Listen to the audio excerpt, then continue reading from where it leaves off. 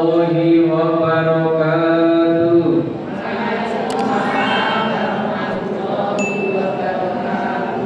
Innal hamdalillahi nahmaduhu wa nasta'inuhu wa nastaghfiruh wa na'udzu billahi min shururi anfusina wa sayyiati a'malina. May yahdihillahu fala mudilla lahu wa may yudlil fala hadiya lahu. Sama-sama. Asyhadu an la ilaha illallah wahdahu la syarika lah wa asyhadu anna Muhammadan abduhu wa rasuluh. Allahumma shalli ala Muhammad wa ala ali Muhammad. Ya ayyuhalladzina amanu taqullaha haqqa tuqatih wa la tamutunna illa wa antum muslimun. Wa qala rabbi ishrah li sadri wa yassir li amri wahlul 'uqdatam min lisani yafqahu qawli.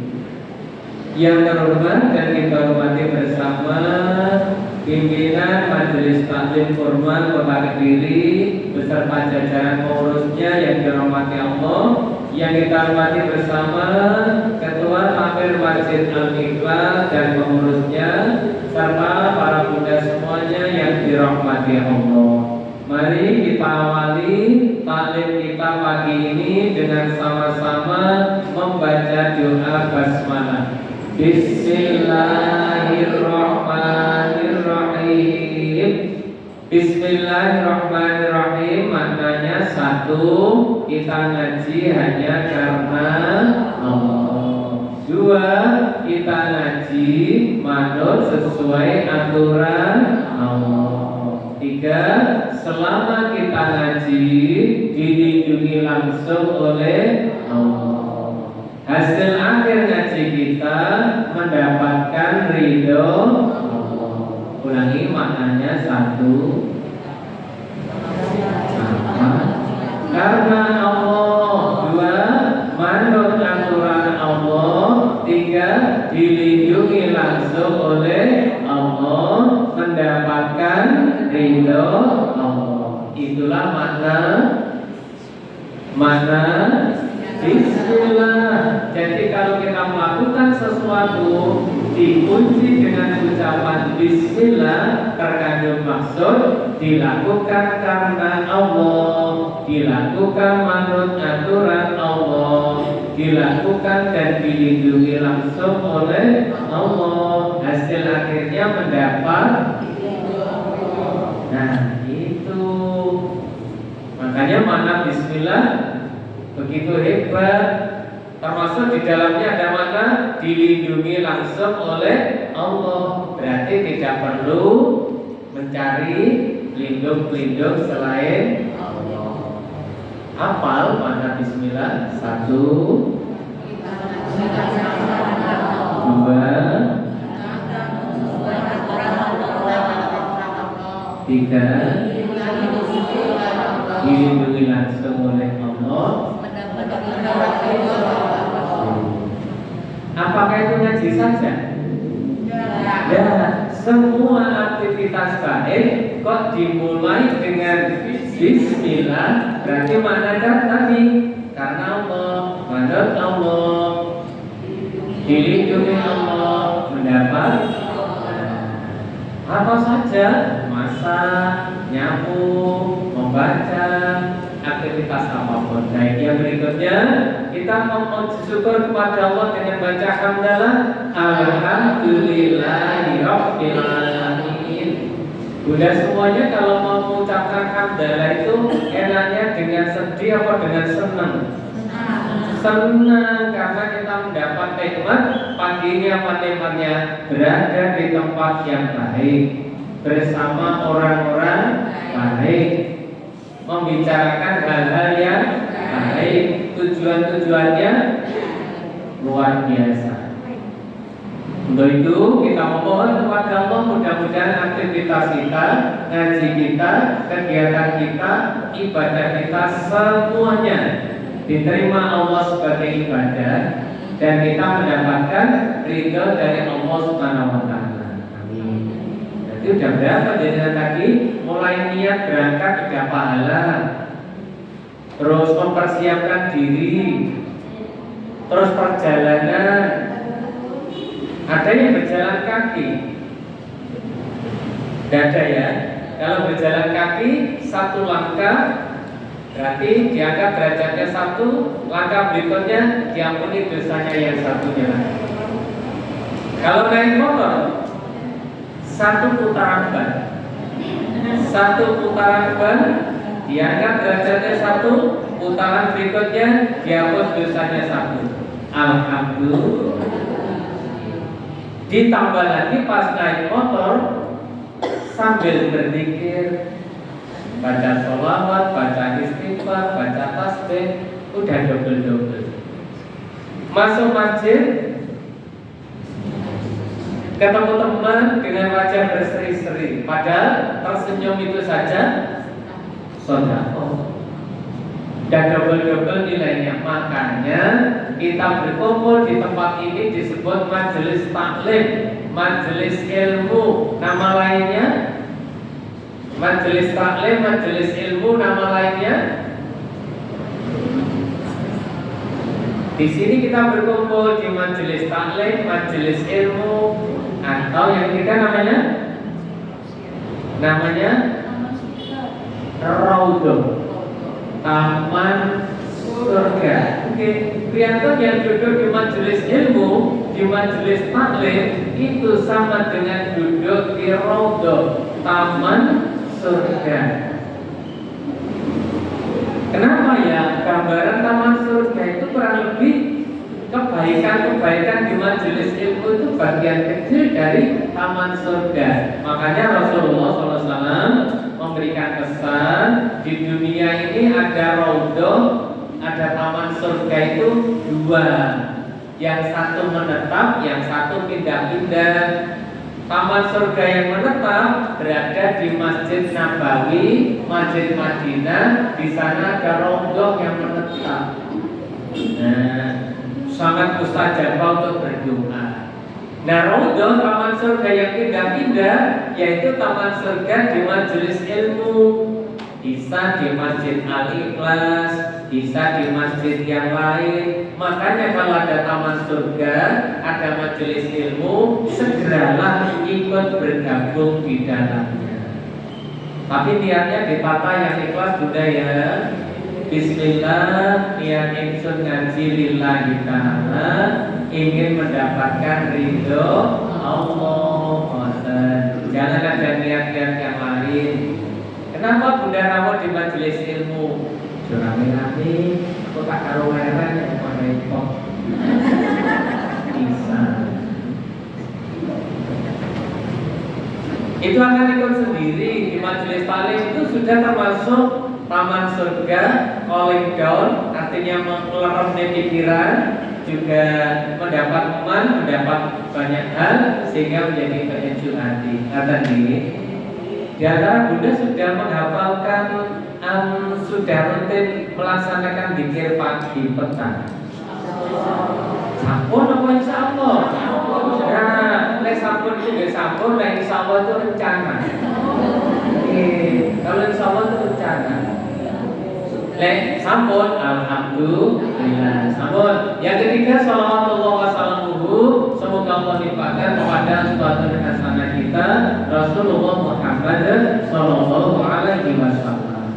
Yang ketiga, kita doakan Masjid Al-Ikhlas dan seluruh kegiatannya semoga diberkahi Allah Ta'ala.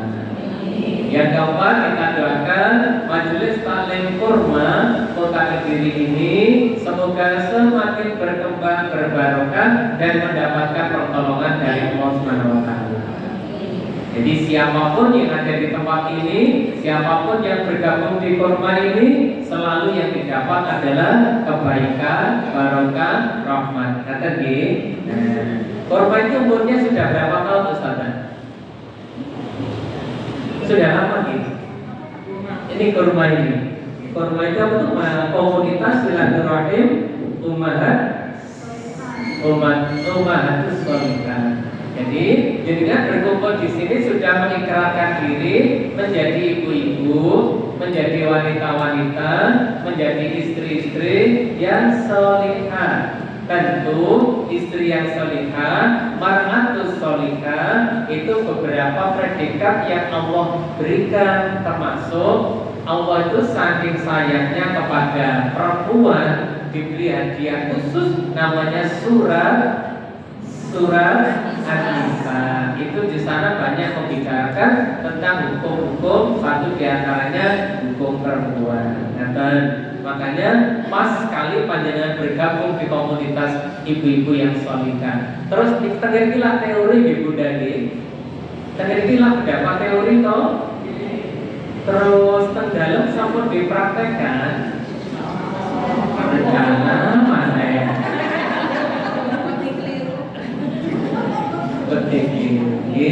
Memang insya Allah itu jawaban paling aman. Kalau ada teori dikit-dikit itu aman. Jadi di sini mendapat teori. Sampun nantos dijak melaksanakan teori atau merawat jenazah.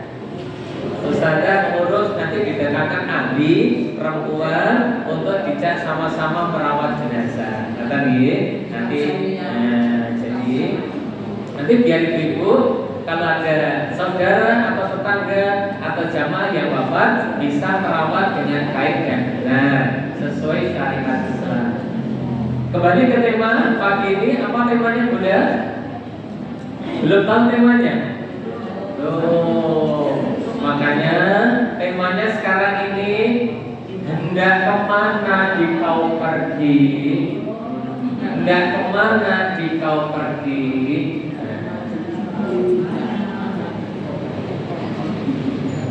Hendak kemana engkau pergi? Ini menyangkut apa ini ya kira-kira? Menyangkut tujuan.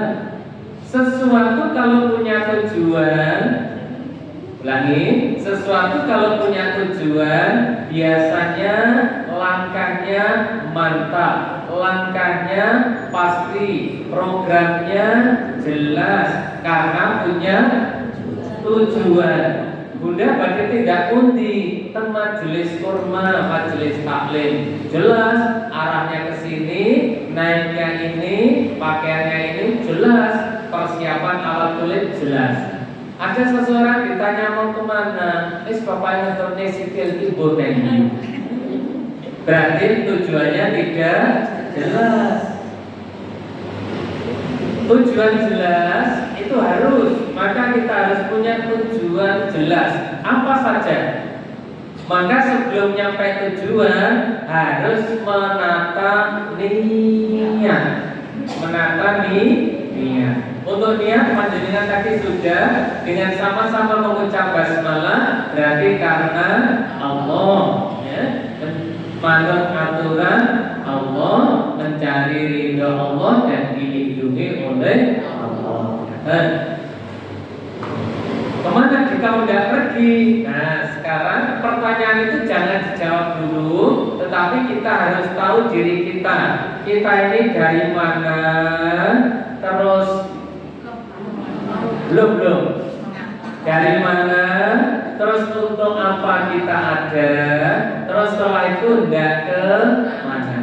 Nah itu harus jelas, jangan sampai keliru sehingga banyak yang ngendikan kaget loh. Aku kok wis tuwa ya. Rambutku kok wis loro. Lho, putuku kok wis papat.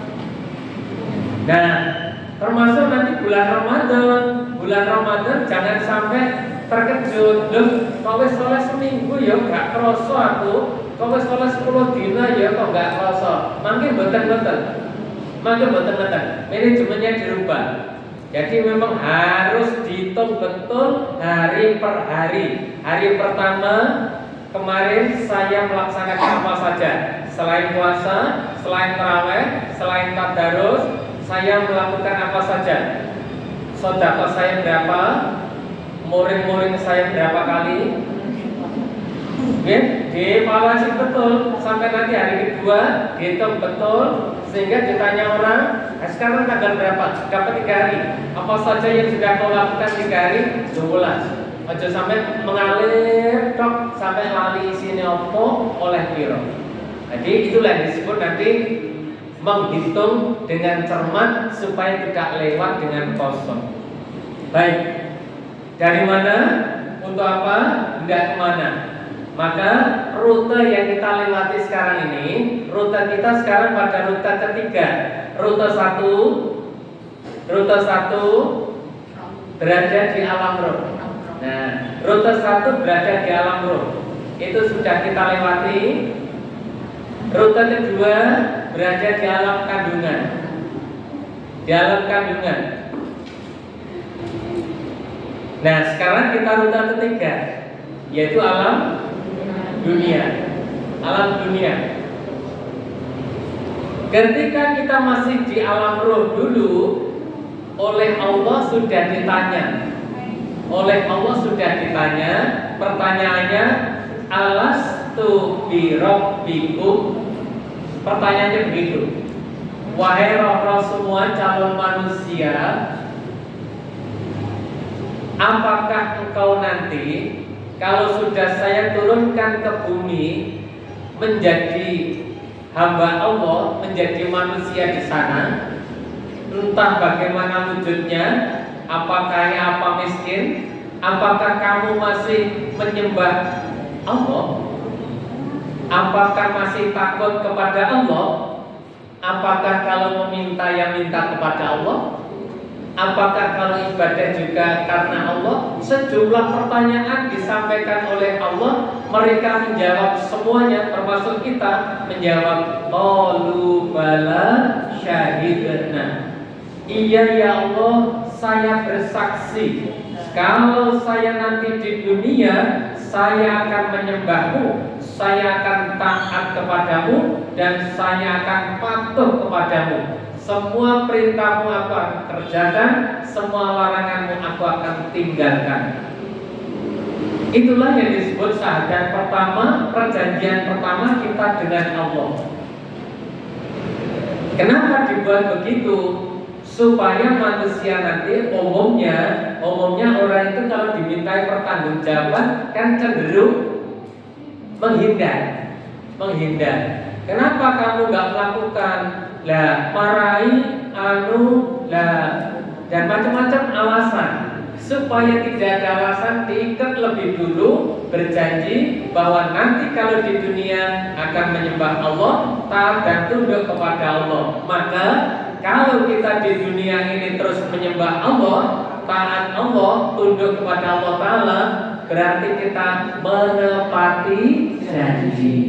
Dan menepati janji itu Allah sangat mencintai terhadap orang yang menepati janji. Nah, karena kita sudah menepati janji, iman sudah diberikan oleh Allah, Islam sudah diberikan oleh Allah, maka tugas kita sekarang ialah menjaga, merawat, mengembangkan. Apa yang dirawat? Iman, Islam, ihsan. Iman, Islam, ihsan. Itu harus kita rawat. Sampai kapan? Kita rawat, kita pertahankan, kita tingkatkan sampai Allah sendiri yang menghentikan dalam bentuk datangnya ajal. Tapi ingat para bunda, perawat itu berat apa ringan? Membangun itu berat, tapi lebih berat merawat. Nggih. Kalau panjenengan merawat lisan tok iki lho. Merawat lambe kok lambe to. Nggih, lambe sak bola-bolane niki. Ketoke yo mek sithik tapi kok yo abote kok yo luar biasa. Menjaga lisan, belum menjaga mata, belum menjaga telinga, belum menjaga lain-lainnya. Nah, terus Bapak Ibu, Setelah dibuat perjanjian oleh Allah dan sepakat, maka roh dipindah dari alam roh dipindah ke alam kandungan. Di sana berapa waktunya? 9 bulan 10 hari. Kerasan, tidak kerasan, mau tidak mau harus pindah ke fase ketiga, yaitu alam dunia. Nah, perpindahan dari alam kandungan ke alam dunia disebut lahir. Di situ Allah paring dawuh dalam Al-Qur'an surat An-Nahl, ya, wallahu akhrajakum min butuni ummahatikum la ta'lamuna shay'an wa ja'ala lakumus sam'a wal absara wal afidata la'allakum tashkurun. Mana bebasnya begini, Allah lah yang memperkenankan engkau lahir dari perut ibumu dalam keadaan tidak tahu apa-apa. Bisanya hanya menangis.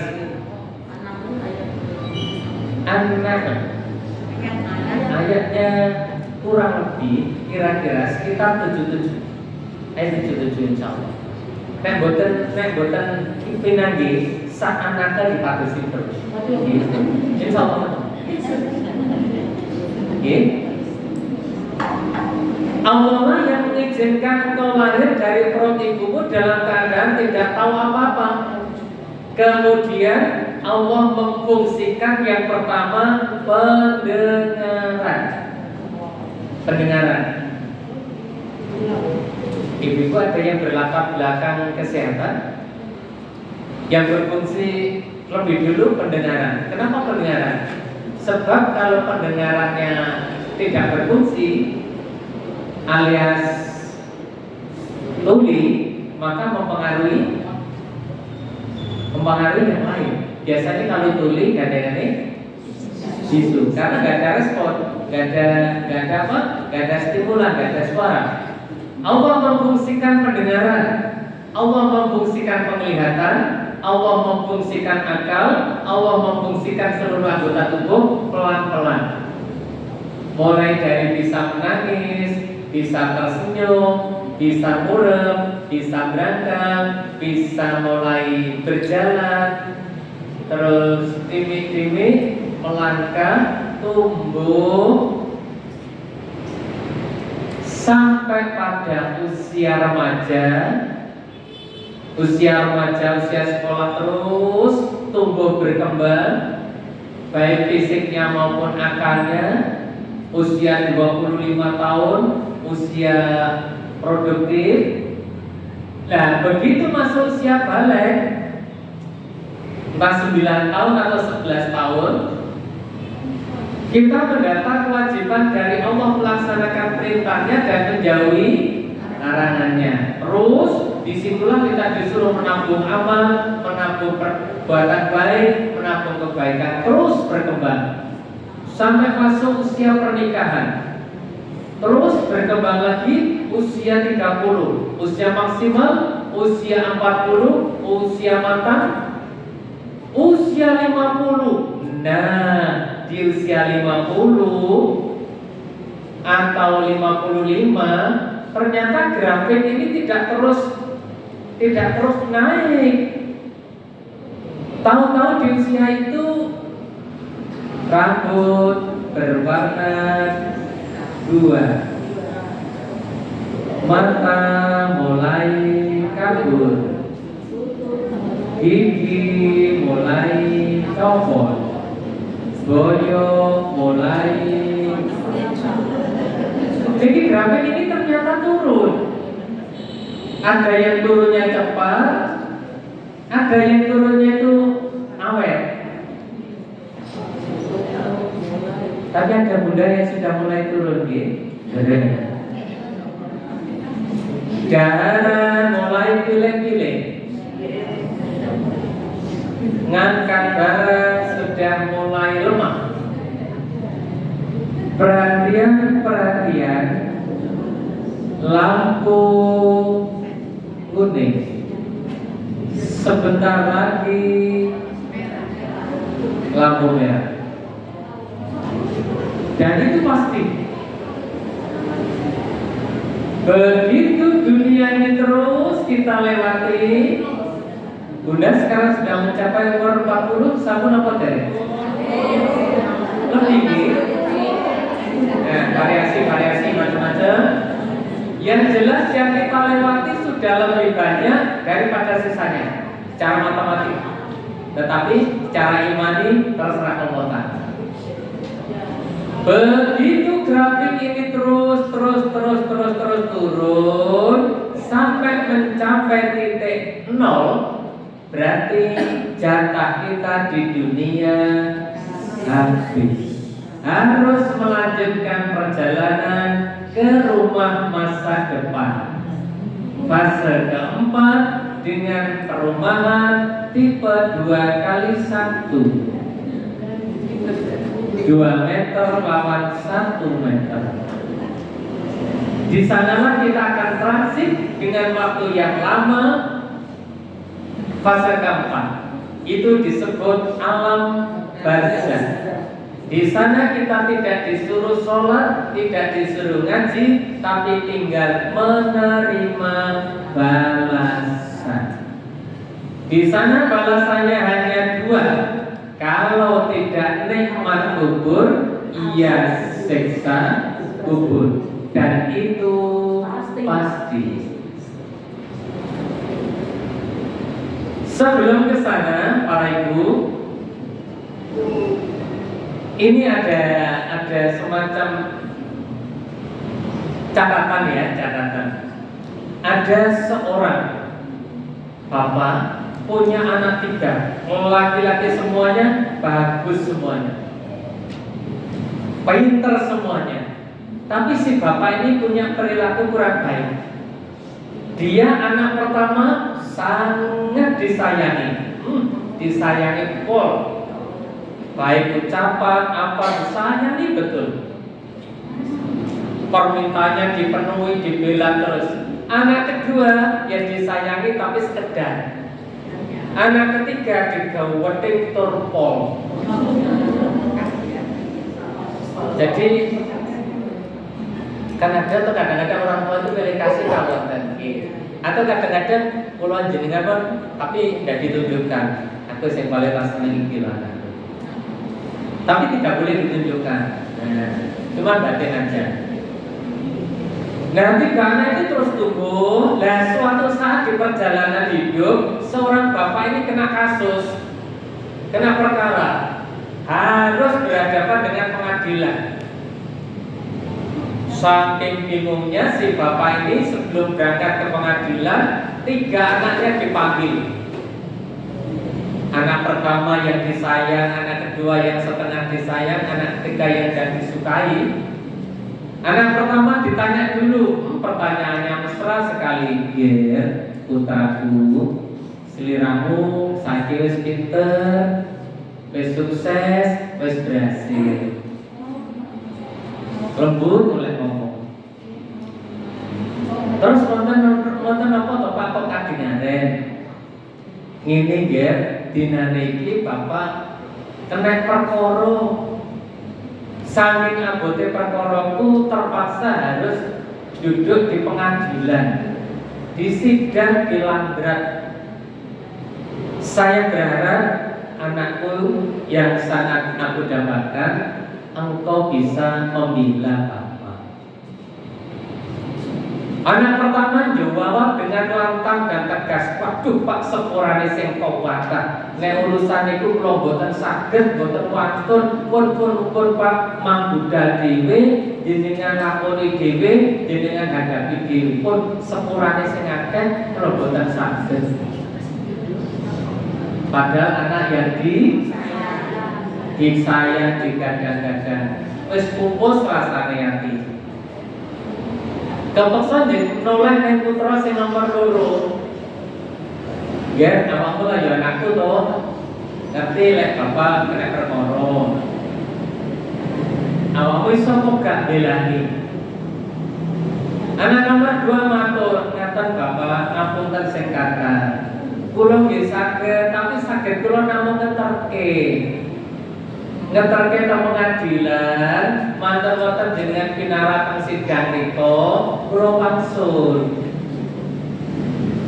Saged kula namung niku Pak sepuntene sing kuwatan. Wis saya pupus.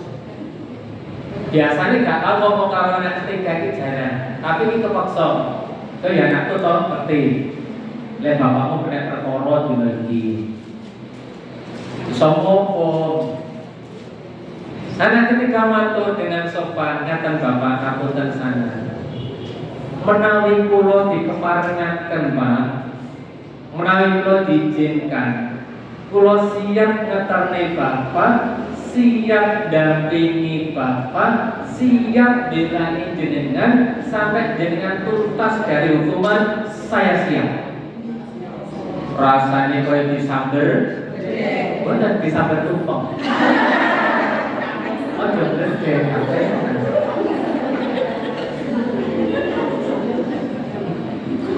nah begitu Bapak Ibu yang dirahmati Allah, ngapunten niki namung cara Jawa wonten sanepa. Napa sanepa niku? Paling bahasa cerita kiasan nggih. Ada 3 anak, ada bapak. Siapakah bapak tadi? Bapak adalah gambaran kehidupan yang berakhir dengan kematian. Dengan kematian. Siapakah anak yang paling disayang? Harta. Umumnya tiang kali bodoh larang to nggih. Diriwangi nyambut gawe karo leren golek bodoh, golek rezeki. Direwangi nemongi golek rezeki. Lah rezeki bodoh-bodoh sing dikrumpune sing wujude kendaraan, omah, tegal, sawah, uang dan lain-lain yang tidak diinfakkan di jalan Allah. Harta-harta tadi kalau orangnya meninggal sagete nopo? Kan dibutuhkan sakit nopo-nopo. Itu harta. Berarti tidak bisa berbuat apa-apa terhadap kita. Terus anak yang setelah disayang tadi siapa? Keluarga. Keluarga. Umumnya tiang itu kali keluarga sayang, tapi segala karo harta. Nah, keluarga, teman, anak, cucu, istri, suami. Kalau kita meninggal bisanya apa? Bisanya apa? Hanya mengantar. Ada yang pakai kacamata hitam, tudung hitam, payung hitam, dan semua hitam dia dibawa ke sana. Sampai di pemakaman yang tadinya sehidup semati ya tetap satu hidup satu mati. Itu keluarga. Itu keluarga, teman, bolo. Terus anak yang dibenci tadi siapa? Amal soleh ibadah. Ibu bapak, para ibu, umumnya orang yang belum mendapat hidayah, kalau dicak ibadah kan berat. Dicak iman, dicak sholat aras-arasan, dicak poso luwe, dicak ngaji repot dan lain-lain. Kalau panjenengan bersyukur, alhamdulillah. Amal yang orang lain benci kita justru dibuat seneng. Sholat seneng, ngaji seneng, sedekah infak seneng. Nah, amalan-amalan yang kita lakukan itulah nanti yang akan menemani kita, karena mayat itu diantarkan 3, saudaranya, hartanya, amalnya. Yang 2 kembali, yang 1 mengikuti. Keluarga dan harta kembali, yang mengikuti ialah amal. Yakin? Nah sekarang terlambat apa derek? Masih ada kesempatan. Nah para bunda, baik. Begitu jatah di dunia ini habis, ibu-ibu nanti nenggaki tiang sing sakit parah menjelang wafat. Namanya apa? Sakaratul maut, nazar.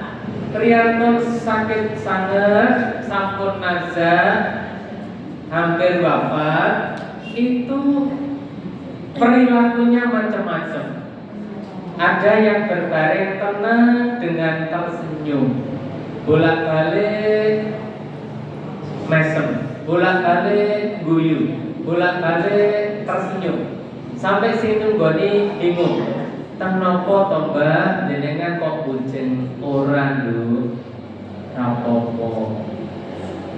Senyum lama-lama dengan mengucap la ilaha illallah. Ada yang tidak senyum tapi menangis kecil. Di matanya keluar air mata kecil gitu. Tes.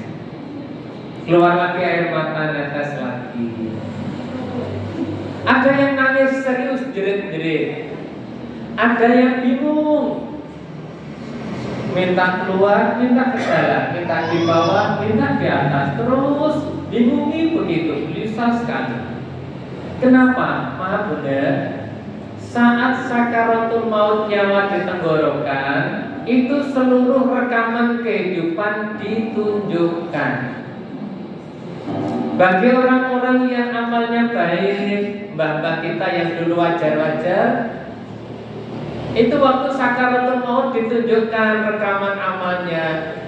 Itu loh perbuatanmu, lakonmu, zaman nom-nomanmu, nyambut gawe, sholat, istirahat, sekitar itu saja. Dan itu nanti pahalanya senyum. Itu gambarmu ketika kamu masih muda, rajin bekerja, hasilnya rezekimu kamu berikan kepada orang tuamu, kepada saudaramu yang miskin, dan itu nanti pahalanya. Senang senyum. Semakin banyak lembaran-lembaran bagus dalam hidupnya, menjelang kematian itu semakin ringan. Tapi kalau sembrono, tidak bertaubat, menjelang wafat ditunjukkan. Lihat itu, gila-gilaan kelakuanku zaman nom-nomanmu biyen. Zaman nom-nomanmu biyen yang jelek ternyata belum ditaubati dan ditunjukkan ancamannya gelisah. Ditunjukkan lagi lembaran berikutnya gelisah lagi. Semakin banyak lembaran-lembaran jelek dalam hidupnya yang belum ditaubati, maka menjelang sakaratul maut semakin berat. Kenapa?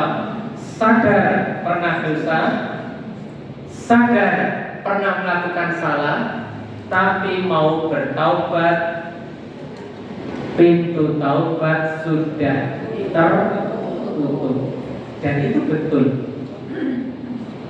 Menawi kula panjenengan samenika njur kangetan zaman semono, tahu salah, tahu dosa, njur nyuwun ngapura dhateng Allah, pintu taubat masih terbuka.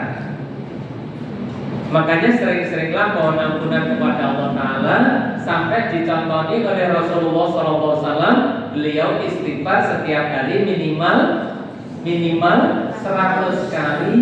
Padahal sudah dijamin masuk surga, sudah dijamin diampuni oleh Allah. Itu saja masih secara istiqomah istighfar 100 kali minimal. Berarti kalau jenengan terus mengamalkan amalan yang sama, bisa astagfirullahaladzim atau astagfirullah wa atubu ilaihi sebanyak 100 kali minimal. Itu secara lisan. Secara amalan kita menjauhi larangan-larangan Allah. Semoga Allah membimbing kita. Kata ini. Nah, para ibu yang dirahmati Allah, yang berikutnya tadi 3 anak tadi yang paling disayang adalah harta, yang setengah disayang adalah keluarga, yang dibenci ialah. Padahal itu yang akan membela, mendampingi dan menyelamatkan. Semoga kita punya tabungan amal baik yang banyak ya Bu ya. Yes dulu. Saged. Nah, terus nanti kalau kita melihat orang yang sakaratul maut sulit, itu biasanya punya kasus 2. Pertama, punya kesalahan dengan Allah Ta'ala. Yang kedua, punya kesalahan dengan sesama manusia. Nah, makanya ini harus kita selesaikan di dunia ini. Ngaten ibu nggih, ibu-ibu yang ada kan boten nate rasane to, boten. Alhamdulillah, semoga dijaga oleh Allah nggih. Terus ngaten menika lagi ngambek nesu nesu kali suami ngoten lagi boten nate to nggih? Boten. Alhamdulillah.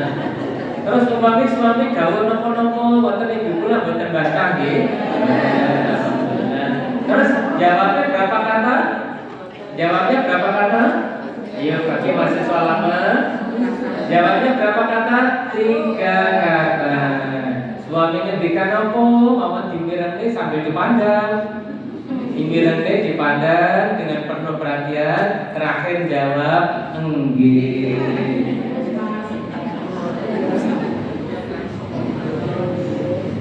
Napa? Masih ngendikan lagi, kita perhatikan dengan cermat, penuh perhatian. Kalau saja cocok, matur monggo.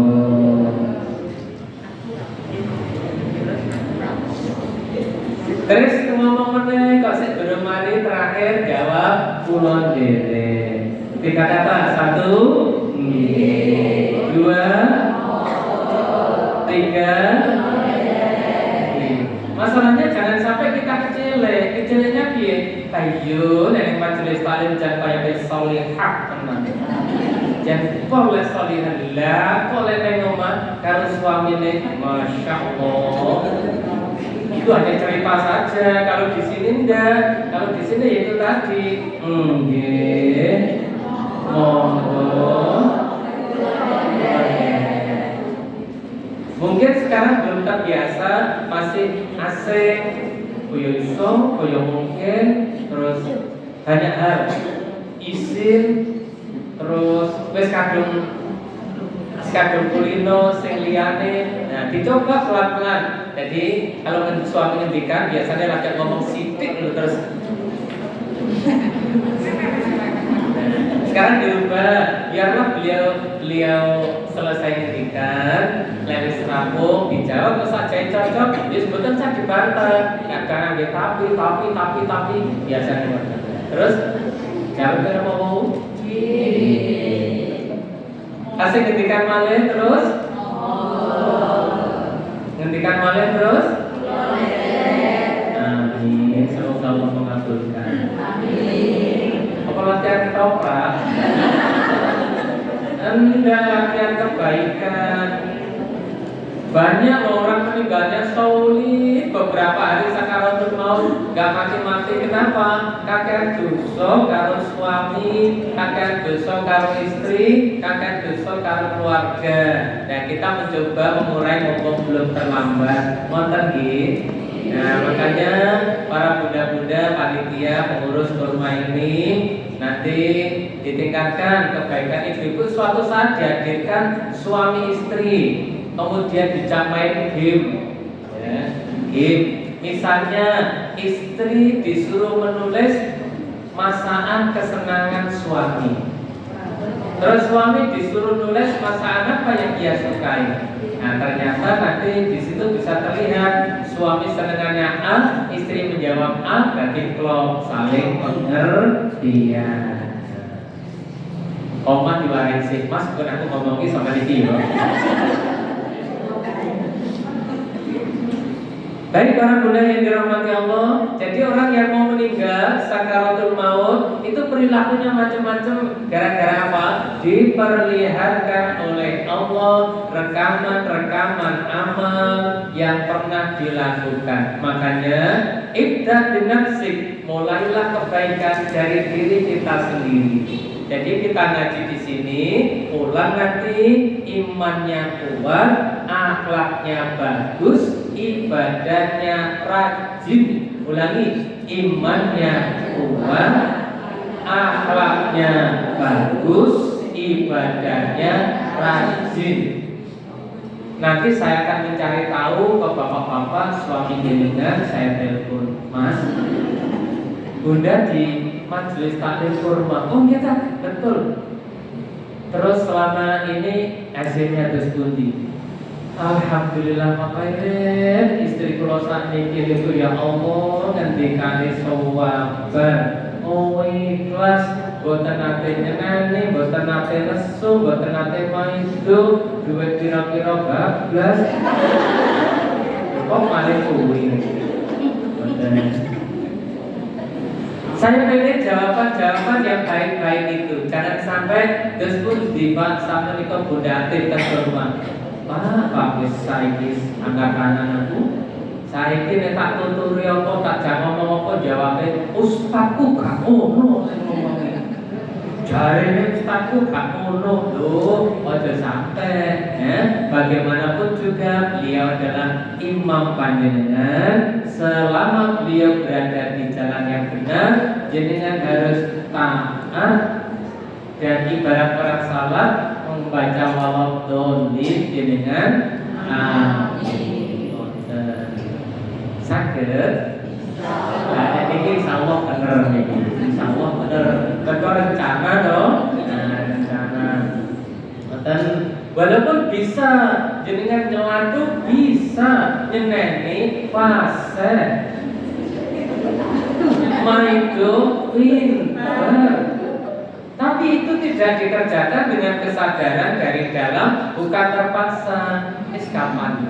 Karena Bunda ketahuilah, suami wakil dari laki-laki itu orang yang paling apes. Dia paling apes. Zaman cilik wis dioreng-oreng ibu. Masuk sekolah dioreng-oreng gurune. Masuk dunia kerja dioreng-oreng. Masuk rumah tangga. Biarlah itu cerita saja, tapi tidak terjadi di lingkungan jenengan. Sadar nggih? Ya, nanti akan menjadi mar'atus sholihah. Kata kuncinya 3. Apa tadi? Terus? Tapi ketika nggih sing sumer ora karo nah ini belajar. Walaupun mungkin panjenengan punya kelebihan, lebih menguasai atau lebih pintar atau lebih ini, jangan sampai ditanya oleh Allah nanti suami dimintai pertanggungjawaban. Tapi ajarlah suami, karena tadi kemana hendak kau pergi, ke surga bersama keluarga. Siap? Nah, tuntunlah keluarga mengabdi kepada Allah, mendapat ridha Allah, akhirnya menjadi penghuni surga. Ini tadi fase ketiga, baru fase ketiga. Begitu selesai di dunia ini, mau tidak mau harus pindah ke fase keempat, alam barzakh. Perpindahan dari alam kandungan ke alam dunia disebut lahir. Proses lahir, bayi menangis, yang menunggu, bayinya menangis, yang menunggu senang tertawa. Alhamdulillah, anakku lahir, cucuku lahir dengan selamat. Nanti berbalik, ketika kita pergi dengan tersenyum, yang ditinggal menangis. Harapannya begitu. Karena membawa kebaikan, akhirnya orang yang ditinggalkan merasa kehilangan. Jangan sampai kita pergi, orang lain syukuran. Alhamdulillah, para pengganggu sudah tidak ada. Naudzubillah min dari ngaten.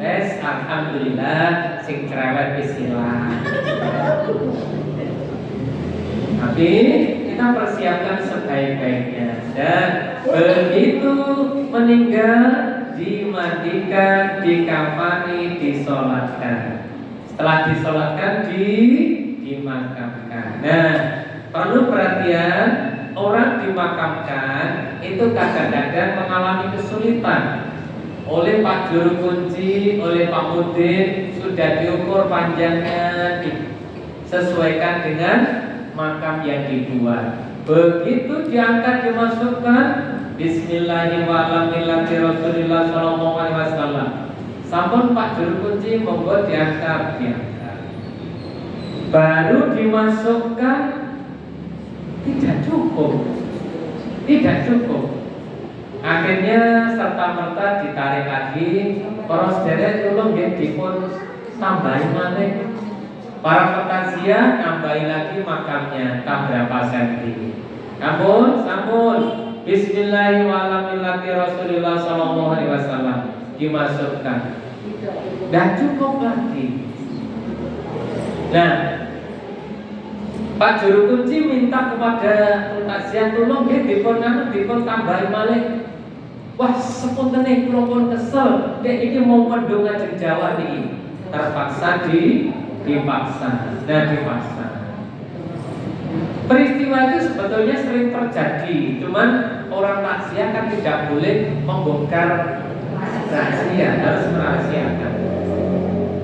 Peristiwa ini bukan secara kebetulan Bapak Ibu, tetapi itu hukum sebab akibat. Perlu diketahui, bumi yang kita tempati hidup ini, kelihatannya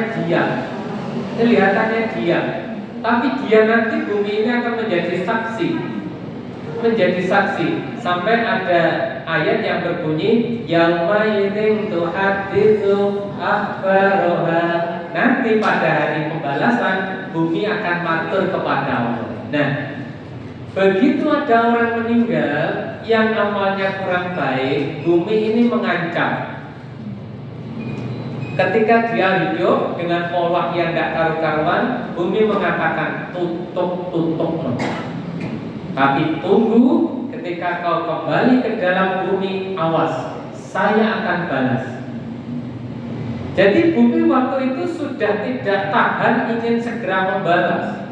Mayat belum dimasukkan saja sudah menciut, apalagi ketika sudah dimasukkan, maka ia akan menciut, meremas, menghimpit sampai menyiksa. Naudzubillah min dzalik. Nah, untuk itu para Bunda yang dirahmati Allah, dan itu pasti kita jumpai. Maka ini sampai di sini dulu perjalanan kita, baru sampai fase keempat. Fase keempat ini akan saya tutup dengan sedikit cerita kecil yang biasa jenengan dengarkan, judulnya mimpi. Bunda pernah mimpi? Waktu tidur ya? Mimpi ini saya nopo awon? Mimpi ini saya nopo awon? Ya tergantung. Pas duitnya wakil mimpi ya. Betul. Ini mimpi itu biasa. Lah suatu saat kula panjenengan nggih badhe mimpi. Nggih, saweneng bu mimpinya senang sekali. Dalam tidur itu kita mimpi seolah-olah teman kita datang ke rumah, silaturahim. Jenengan mengatakan, ya Allah, alhamdulillah temanku baik sekali datang. Dan temanku ternyata yang datang tidak satu. Kok terus berdatangan? Kok makin banyak? Hari ini temanku baik semuanya, tetapi kok aneh? Kok datang kok pakai bawa oleh-oleh seperti itu? Kalau mau datang ke sini kok bawa oleh-oleh diwadahi ember. Kalau saya melihat caranya datang kayak orang ngelayat takziah. Tapi sopo sing mati. Alam boyo mandang impi ya wis ono. Kok makin lama makin banyak? Makin lama yang datang makin banyak. Setelah diperhatikan terus, kok ada bapak-bapak yang repot ya? Wirawiri, tarik timbo, air, godong kelon, amben, kapur barus, terus macam-macam kok untuk sabun. Dia memperhatikan, kok repot nyepai banyu, tak delok kok carane kaya arepe ngedusi. Wong mati, sapa ya sing mati? Mau yo mandang mimpi, wes diikuti aja. Selesai persiapan air dan lain-lain, ada 3 orang yang maju. Loh. Kok aku sih dijunjung? Dia sadar kalau dianggap mau dimandikan, tapi itu dianggapnya mimpi dan memang mimpi. Ini kan memang mimpi toh. Setelah itu dimandikan oleh putri ya putra. Selesai memandikan, di tengah-tengah memandikan itu ada ada suara. Ada suara seperti orang nyuai kain. Kalau sekarang nggak disuai tapi digunting. Sopo yo sing arepe dibuntel. Kayaknya orang mengatakan kapan terus tinggi sopo. Nah, singkat cerita, setelah memandikan selesai beres secara syar'i, kemudian jenazah ini diangkat ke tempat mengkafani. Dia pun terkejut, loh, wah aku sing dikafani, apa aku mati? Apa tenang?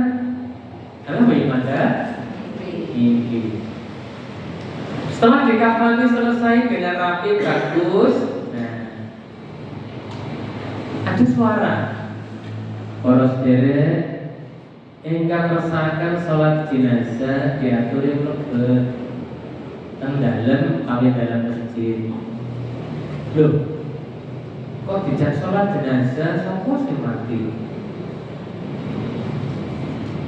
Begitu gerujuk-gerujuk berada di dekatnya, loh kok aku sing disolati? Tapi ya dianggapnya mimpi. Sampai selesai sholat jenazah, mulai ada pemberitahuan, bapak-bapak para pengasia disuruh mendekat, jenazah akan diberangkatkan. Jenazah diangkat, kok aku diangkat? Sampai ada upacara pemberangkatan, cukup digerakkan menuju ke pemakaman. Sampai di pemakaman dia mulai kaget, loh, konco-koncoku wis padha ning kene apa nek mati ya dia sedang apa di sini. Masih belum menyadari. Begitu dibawa ke tengah, dia mulai melihat ada lubang satu. Gisoko, misal begitu. Terakhir dimasukkan ke liang lahat. Loh kok aku yang dimasukkan? Begitu dimasukkan dengan pelan, dengan tata cara syar'i, dianggap cukup, ditengguni tanah sedikit demi sedikit, selesai didoakan, para pengajian pulang. Setelah pengajian pulang, rohnya oleh Allah dikembalikan masuk hidup dia. Setelah hidup, nah tenang toh mimpi, betul toh mimpi,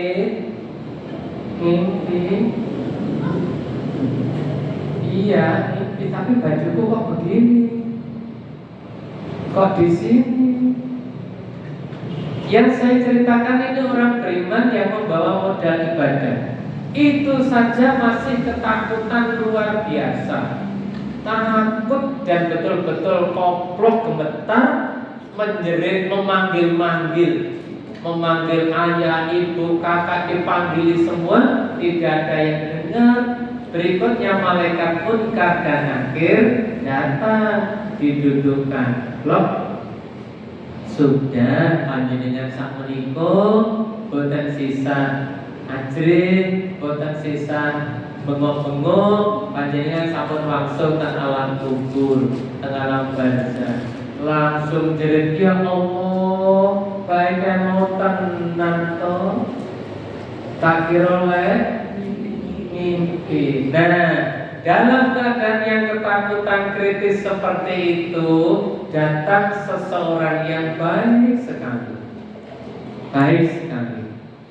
mendekati, ternyata sambil membisikkan, akulah Al-Quran yang sampai imani, sampai baca, sampai pahami dan sampai amalkan bersama dengan amal-amal sampai yang lain, saya akan membina panjenengan. Tapi juga jangan keliru, di samping ada amal baik juga ada amal jelek yang menyertai. Ini nanti yang akan memberatkan amal jelek itu. Makanya upayakan amal baik semaksimal mungkin, amal jelek seminimal mungkin. Kalau salah, segera mohon ampunan baik kepada Allah, kepada orang yang bersangkutan. Karena mimpi itu pasti terjadi. permohonan kita, semoga kita diberi kesempatan lagi oleh Allah untuk melanjutkan ibadah, diberi kesempatan untuk bertaubat, diberi kesempatan untuk berbuat baik. Ini masih di alam barzah, belum lagi pertanyaan-pertanyaan yang diajukan oleh malaikat. Dan di situ nanti ada pertanyaan satu, man rabbuka? Siapa Allah yang, siapa Tuhan yang kamu sembah? Itu orang yang tidak berbuat kebaikan. Itu oleh Rasulullah digambarkan jawabannya aku tidak tahu. Ditanya lagi jawabnya sama, aku tidak tahu. Sampai malaikat itu gemetar membawa pemukul saking marahnya.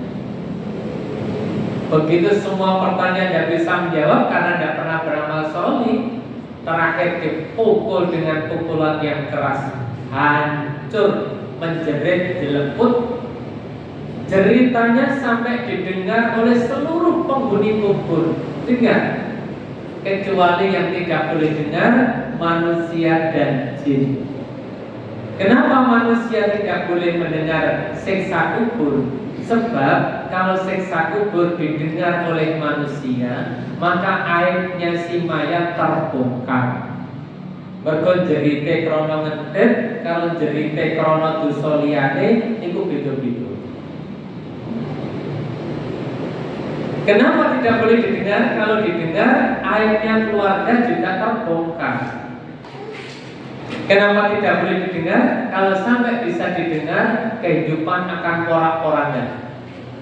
Terus kunci, anak melaku lewat kuburan, koruput ceritane, klop kebelah, jantungan, rusak kehidupan. Dan yang terakhir, tidak boleh didengar karena untuk menguji iman kita percaya apa tidak. Nah, Bapak Ibu, simpulannya pulang dari ngaji, imannya makin kuat. Karena Gusti Allah taat, takut, yakin. Ulangi, taat, takut, yakin. Dua, amalnya makin, akhlaknya makin wes makin bagus, ora gampang maido, ora gampang ngenyet, ora gampang gremeng, ora gampang ngrasani, ora gampang goreng-goreng, isine mung alhamdulillah. Estu ora gampang iri, ora gampang dengki. Tadi estu lho nggih, terutama mumpung bapak-bapak lainnya, tunjukkan kepada suami bahwa jenengan istri terbaik. Maido yora nate, nyeneni yora nate, ngeremengi yora nate. Tenang, ojo sampai bapak-bapak kesek bludrek, tekanan darah tinggi, sampai di tenang loh, di dem-dem-dem. Terus gimana Pak kalau beliau yang menganiaya saya atau mendolimi saya? Biarlah Allah yang memutuskan. Ketemu, pokoknya dengan contoh ini, akulah istri terbaik. Karena Gusti Allah taat, yakin. Taat, takut, yakin. Berarti akhlaknya apik, nek ngomong yo apik, sikape yo apik, niate yo apik. Saged? Insyaallah. Ojo sampai bisi-bisi ya, guru yakin ngaji ditutup paknya asli dengan dia. Sampai jadi masing-masing punya cerita masa lampau. Yuk kontra langsung dengan Allah saja.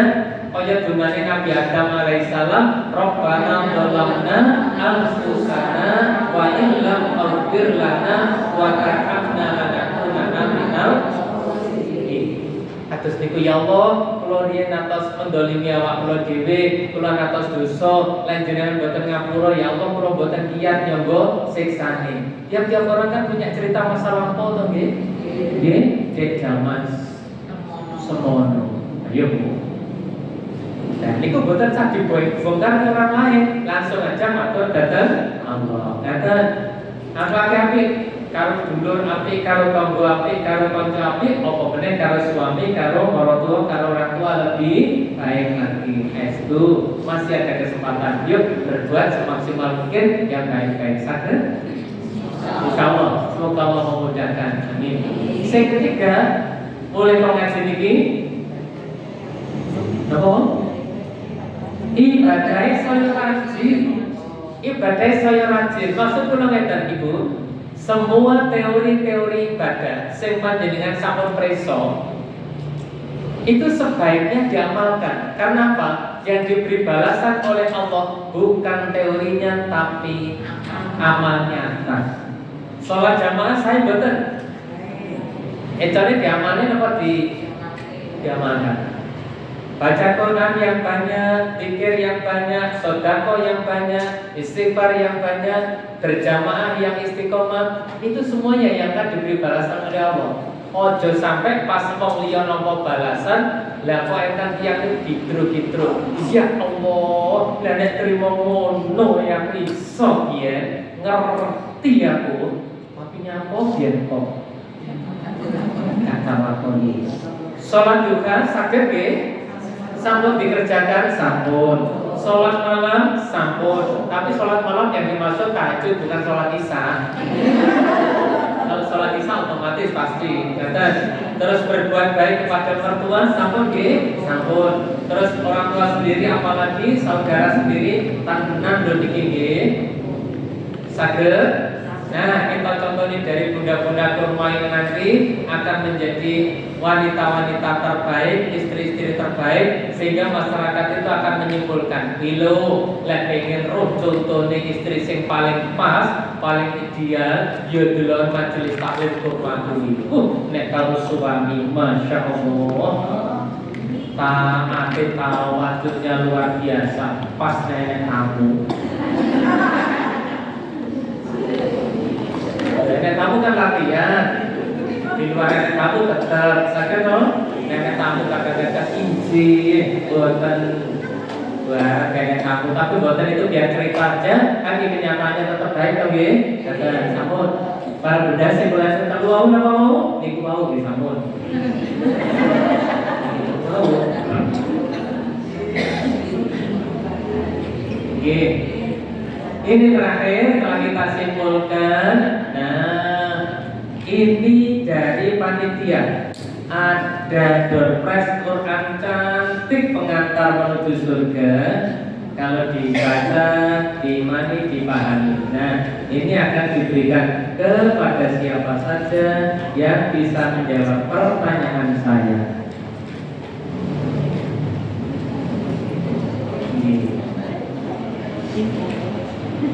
Yang bisa menjawab pertanyaan saya.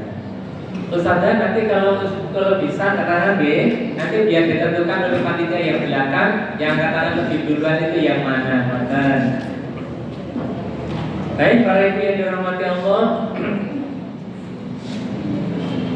Setelah panjenengan mengalami kehidupan setelah 60 tahun, 50 tahun, terus sekian tahun, jenengan masih punya tujuan hidup.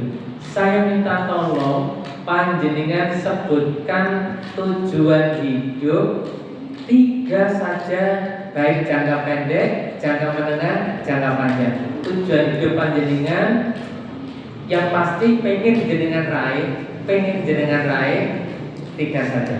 Angkat tangan. Oh, tidak, angkat tangan. Oh, belakang sendiri, panitia sana. Bukan, monggo.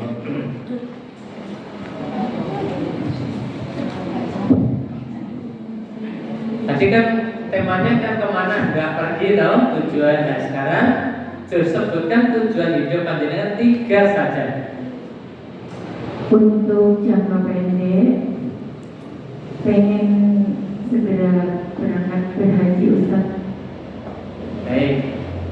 Untuk jangka menengah, bisa menyelesaikan pendidikan anak-anak, insya Allah dengan baik. Untuk jangka panjangnya, saya ingin meninggal dalam keadaan husnul khotimah Ustaz. Amin. Semoga Allah mengabulkan. Untuk tujuan jangka panjang, meninggal husnul khotimah sedoyo nggih pengen nggih. Nah, diwakili Ustazah, semoga kita ditakdirkan Allah meninggal wafat dalam keadaan husnul khotimah, yaitu wafat pas melakukan kebaikan, pas sholat, pas poso, pas ngaji, pas zikir, pas berbuat kebaikan. Nah, Jawaban beliau mewakili kita semuanya, itulah tujuan jangka pendek, jangka panjang. Tetapi ini saya terima jawabannya dan ini berhak untuk beliau. Namun secara keseluruhan tujuan kita jangka pendek itu justru jangka pendek itu yang husnul khotimah. Ingin meraih husnul khotimah itu jangka pendek karena yang paling dekat dengan kita. Yang paling dekat dengan kita itu pengen meraih husnul khotimah. Terus jangka rodok panjang sedih pengen selamat dari siksa kubur. Nah, ulangi, jangka pendek selamat meraih husnul khotimah. Jangka menengah selamat dari siksa kubur. Jangka panjang pengen menjadi penghuni surga.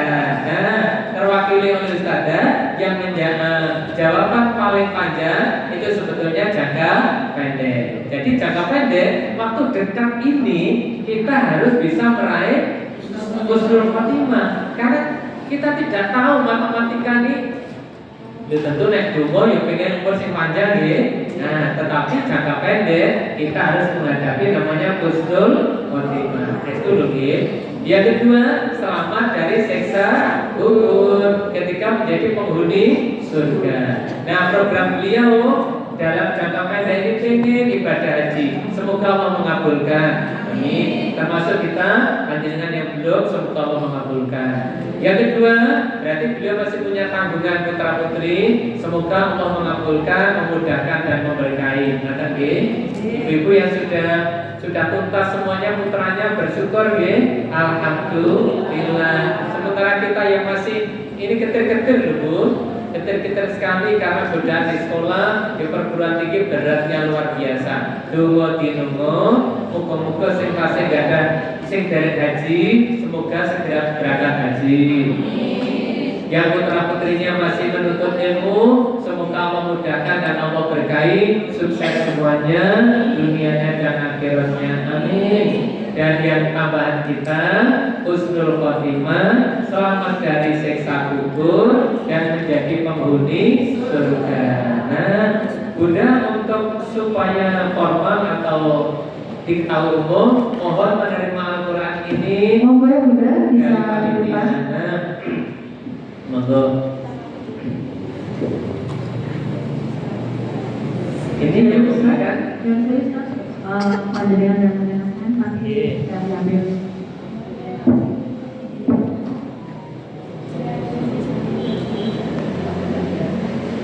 Bismillahirrahmanirrahim. Mohon diterima ini dari panitia. Bagaimana ya tulisannya Mas?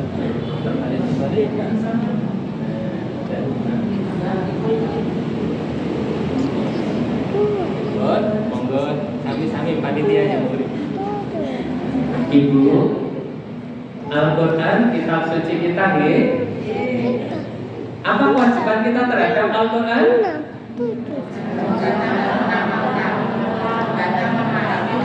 Nah, ketika ditanya malaikat munkar nakir, tadi man rabbuka, siapa Tuhanmu? Allah. Apa agamamu? Islam. Siapa nabimu? Nabi Muhammad SAW. Apa agamamu?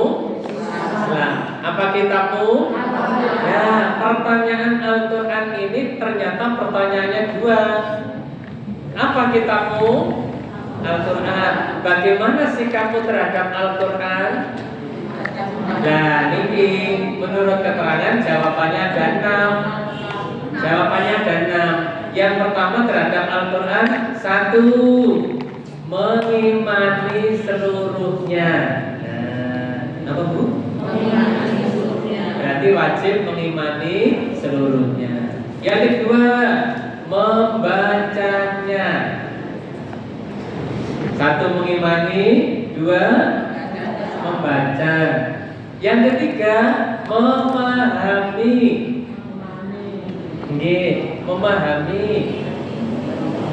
Yang keempat, mengamalkan. Nggih. Yang kelima, mengajarkan.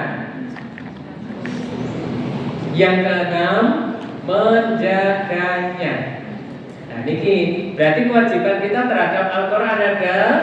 Nah, wajib mengimani, wajib membaca, wajib memahami, wajib mengamalkan, wajib mengajarkan, wajib menjaga.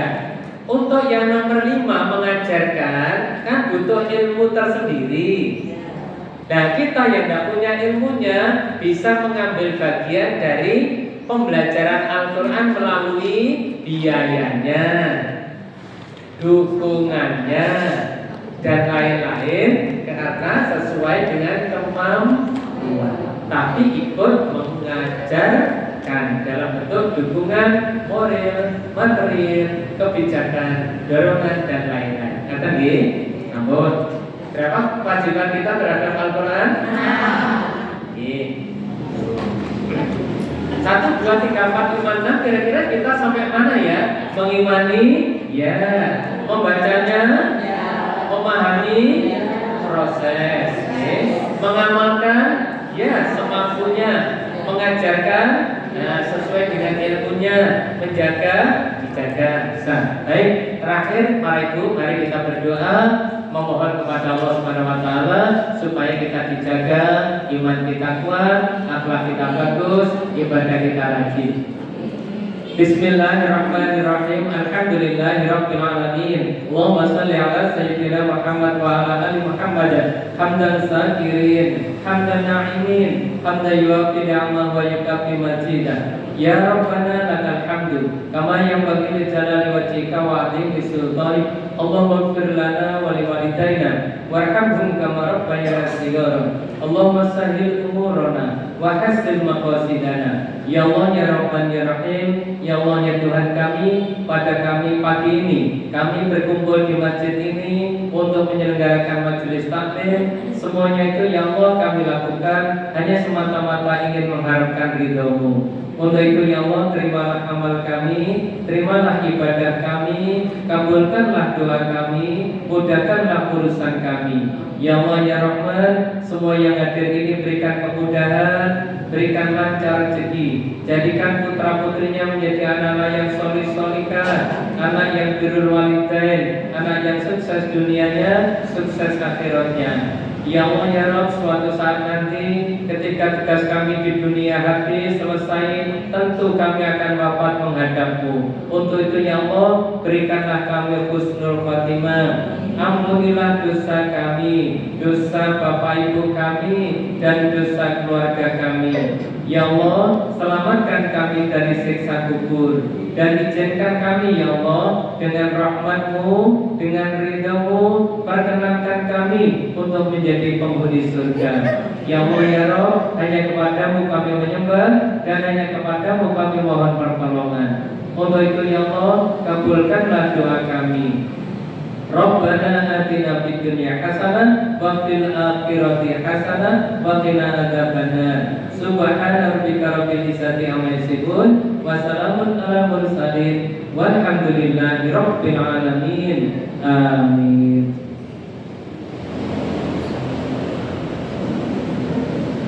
Para ibu yang saya hormati, mungkin kalau mau wonten atur kula ingkang kirang sae, kula nyuwun agungipun pangapunten.